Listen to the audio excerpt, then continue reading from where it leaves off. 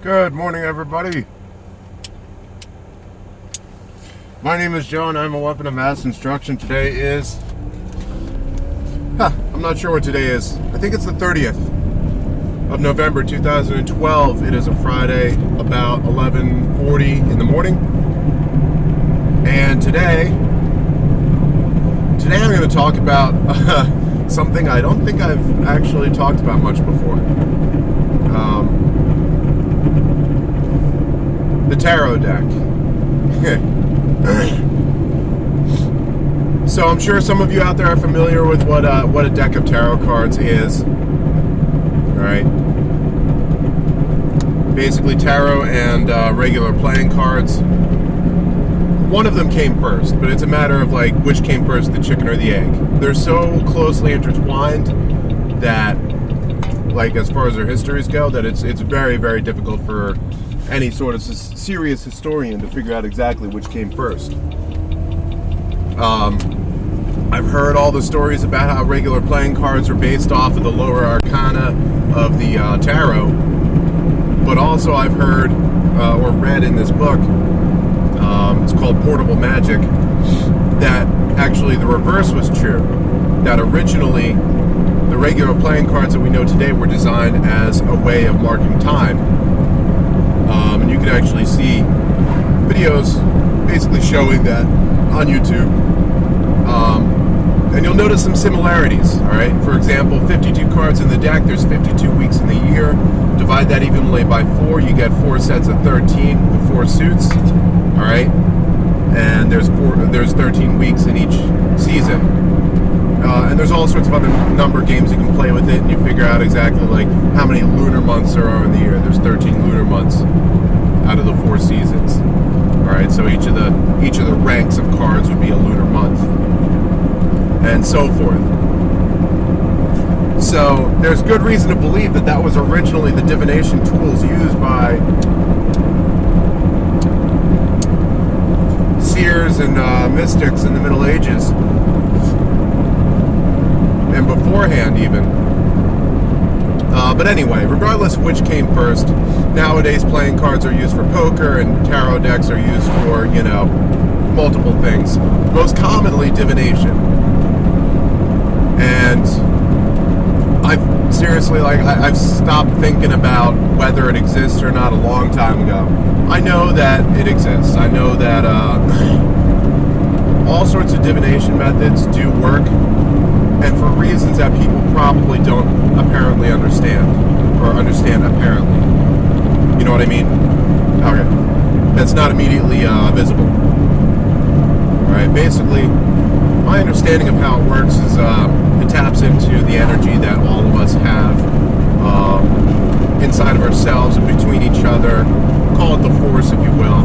But that's my understanding of the universe. It's this unified energy field connecting everybody, every living thing, every object on the planet, every planet, star, solar system, nebula, galaxy in the universe. It's all connected. And you might say that's pretty far-fetched of a belief system, but it's no more far-fetched than, the belief that modern scientists have that there is some sort of energy out there that we're not able to quantify or measure in any sort of real way, because right now their theories of quantum physics and astrophysics do not add up.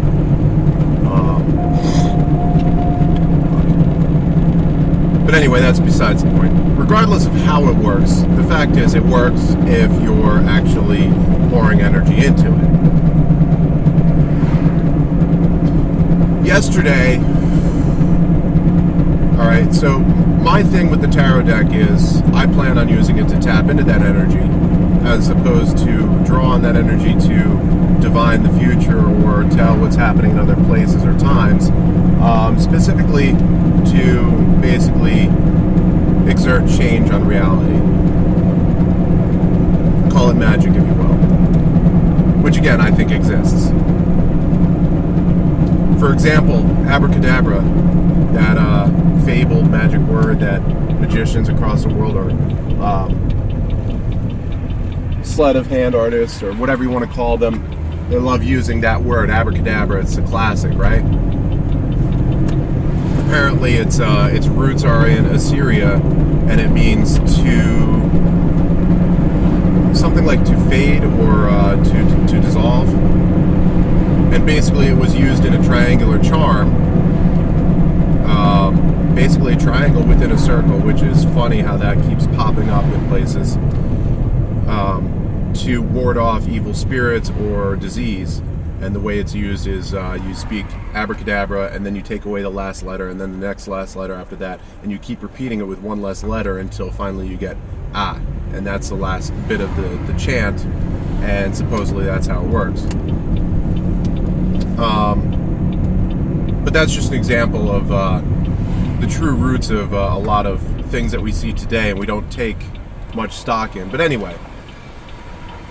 So here I am, I'm interested in working magic, and don't get all hoity-toity on me talking about how it's satanic, this, that, and the other thing. You already know that I don't believe in Satan or God as it is understood by millions across the world. My idea of God is that unified energy field that connects everything. Therefore, there is no Satan to counteract it. Any negativity in the world is purely created by the negative energy drawn out by people for their own ends. So simple as that. Alright, so I'm interested in this. I got a tarot deck so I could work tarot magic, and I'm working on basic exercises to start fixing my mind into the right pattern to start making it happen. And I started overthinking it. I'm thinking, okay, well, what if the deck is too big and the circle I make and all the ritual aspects don't come out right?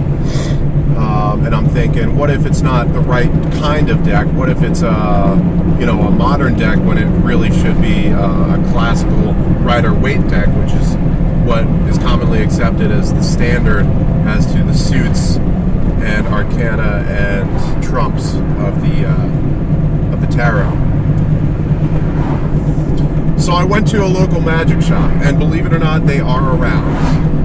I went to this place called the Magic Cauldron. Cheesy sounding name, I know, but you know what, it fits. So the guy there, he's telling me about it, and I'm asking him all these questions. And basically when I asked him, like, alright, are you familiar with the vampire deck? And he says, well, do you mind showing me the cards? I don't have to touch them, but I need to see them in order to tell you which vampire deck it is, and what about it is good or bad. So I took it out of the cotton cloth wrapper that I'm using. Basically, the idea is to preserve whatever energies are infused in the cards or left over from any sort of rituals or divination that you've worked. You should use natural materials, so cotton works just fine. So I unwrapped the cards. The top card is death. That's totally by accident, I'm thinking, because I always shuffle the cards when I'm done with them to get rid of any residual energies from the exercise or what have you. And so the top card is death. And I've never done any divination with this tarot deck. I read that you shouldn't mix the two. You should get separate decks, put one in the other.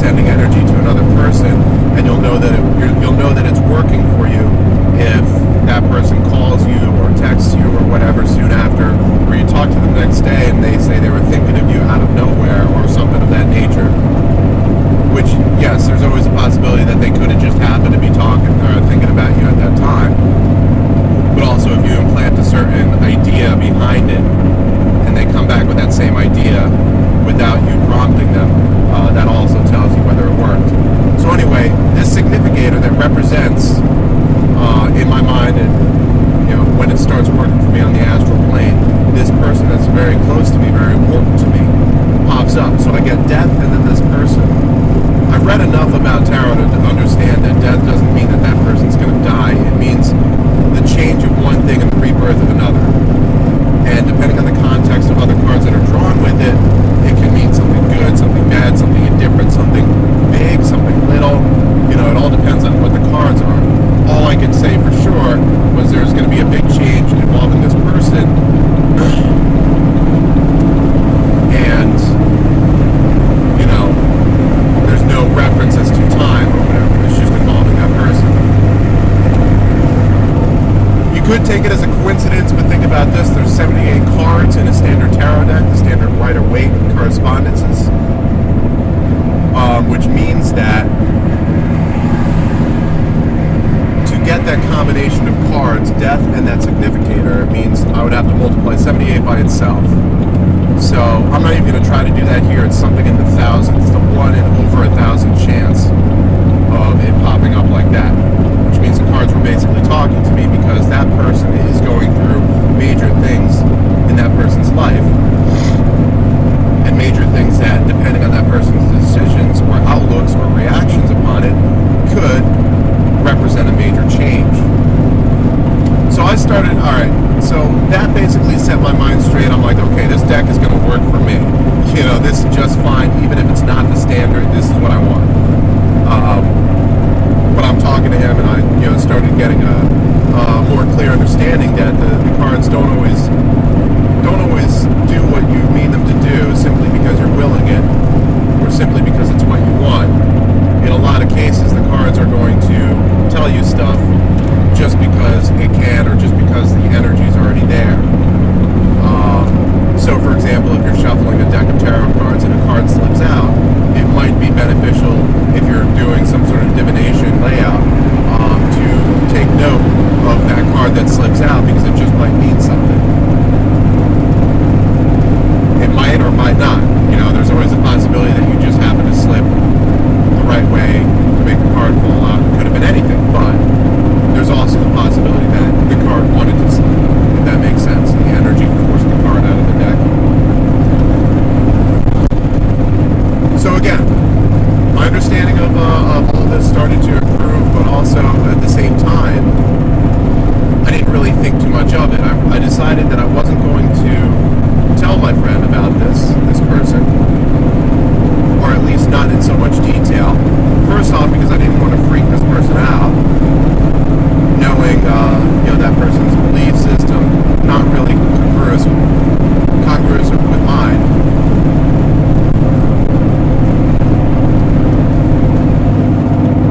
But also, you know, out of fear that by telling that person would now act in a manner that would change whatever was supposed to happen. And according to the guy I was talking to, who is somewhat of an expert on readings and stuff like that, he did tell me that because of the significator that popped up, the change would be good. So I'm going to let it ride for now, unless I feel I absolutely must tell that person in order to prevent that person from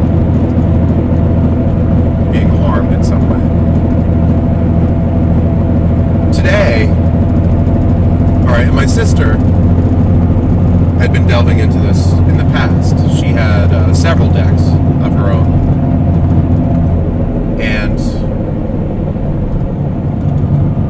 she was looking for her decks to see what types they were, to see, you know, what condition they were in, to see if she could still use them maybe. She pulled out 2 decks, and when she pulled out the cards, on the first deck, the top card was death. Major change. On the next deck that she pulled out, one of the cards got stuck. And sure as shit, it was death. Major change. This is not some sort of scare tactic or anything like that. When she tells me stuff like that, I believe her, because she's not the kind of person that would lie about stuff like that. So, discounting the significator of that person, if we take the 3 times that I just heard about, that I saw myself, and twice for her, that death popped out of the cards, that gives me 78 cubed. So take 78 times 78 times 78. Once I'm done filming this, I'll be able to work the arithmetic on the calculator, and I'll tell you all what that comes out to, or you can just do it yourself on a calculator. Oh shit, I missed my exit. Damn it, I'm gonna be late.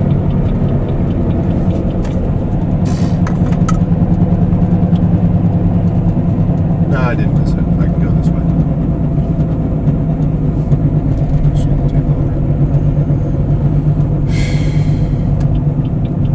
So whatever that number is, it's a very large number. I can tell you that right now, because 7 cubed is 343, so that's, already in the hundreds, and you take 3 of the same double-digit number, that's going to be huge. The chances of that happening between 3 readings, basically they come out to be readings, even though they're not laid out to be such. It's the energy behind the cards is starting to come out. The chances of that happening, if it was a coincidence, is astronomical. So, here's my question to everybody. For those of you who do work with tarot or other similar divination methods, or not even similar, but anything where something could pop up that would represent major change. It doesn't have to be the death card, it could be dice or bones or whatever method of divination. Have you noticed in the near recent past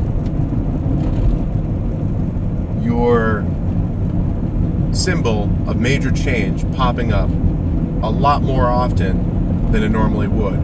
Or specifically in situations where you're not intending to use your method of actual divination and it simply pops up of its own accord. I think it's a little bit freaky, but I'm not really scared of it. Because it is also possible that even though that was the same significator that represents my close friend, that could have also have been simply the deck's way of saying that whatever major change is happening, it's going to be a good major change. And, it's happening here where I'm at, it's happening there where my sister's at. I would like to know if it's more widespread than that, if a lot more people have been coming up with this occurrence. And if so, I wonder what it represents. What I'm thinking about now is the fact that today, Jupiter, Earth, and the Sun are in alignment. Might not mean so much, except Jupiter is the largest planet in the solar system, and it does have a very overactive magnetosphere. Very. Although, just like the rest of the planets, the scientists have concluded that its magnetosphere is starting to weaken. But, be that as it may, that might represent something. Magnetism and gravity and all those forces do make changes in our environment, in our reality, as we know it. Warps the fabric, so to speak. Also coming up on the 3rd of December, we've got the alignment between Mercury, Venus, and Saturn. They will line up in the sky in a pattern that is exactly like the layout of the Great Pyramids of Giza. So if you take a Google map or a Google Earth image of the Great Pyramids and you line it up so you're looking with south being up in the picture, the pattern that you see with those 3 pyramids will represent exactly what the planets will do on the 3rd up in the sky if you're looking south from the pyramids. And holy shit, there's a lot of people here.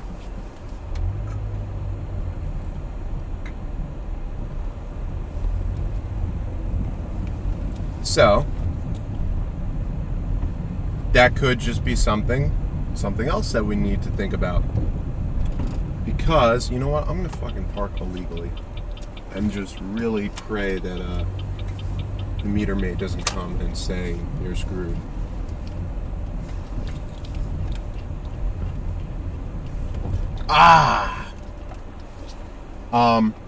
Also, something else to think about relating to the alignment on the 3rd is, and this I got from, I can't even remember which video I saw.